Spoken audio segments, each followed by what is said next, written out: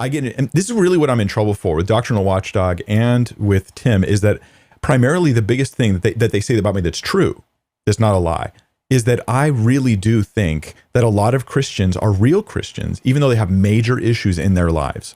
Whether it's some doctrinal things that are wrong, or whether it's even some practical, like living their life and there's issues. And maybe I'm less confident that they're Christian because of the things I see, but I'm not going to call them false brethren because of it. So I've done well, and we've reached our first major error, I would argue. This is the trap of normative discernment you were seeing play out with his argumentation here.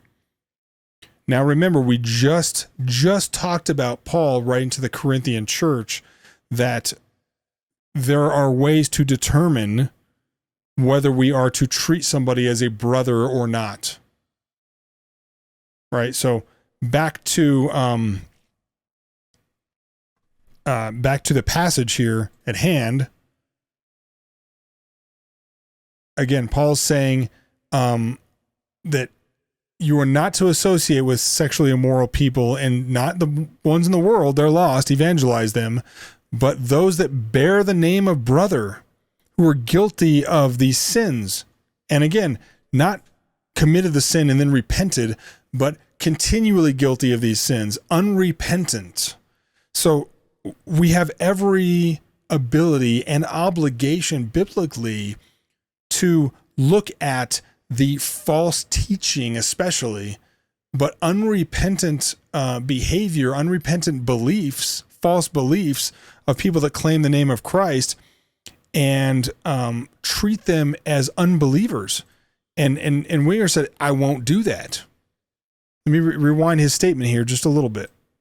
That's true. That's not a lie.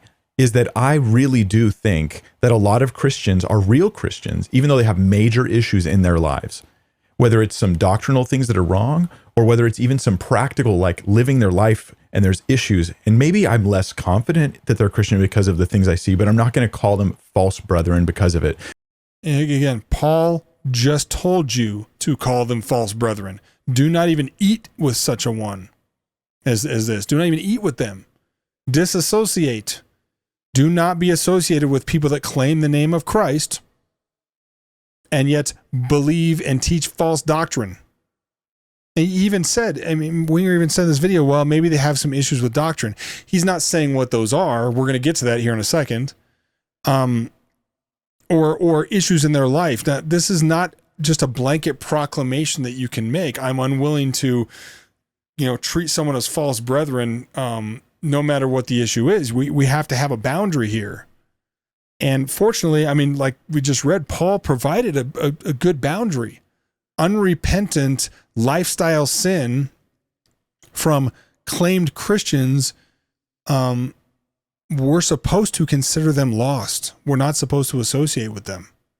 I've done this with several people who are even prominent teachers, like Joel Osteen, who I've got a reason to wonder whether that guy's really saved or not, but What's your reason? What's your reason to wonder why he's not saved? Could it be that he preaches a false gospel? Could it be that he never mentions sin one bit? He preaches a health and wealth gospel, a false gospel, meaning he's worshiping a false Jesus. Could that be it? Maybe.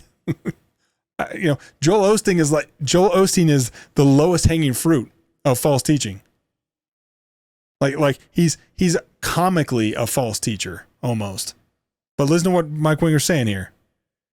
I lean hopefully on the side that, he does seem to proclaim the true gospel of Christ. And if you... What?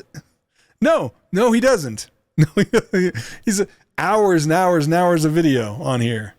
The inability to correctly parse the text of Scripture is legendary with Joel Osteen.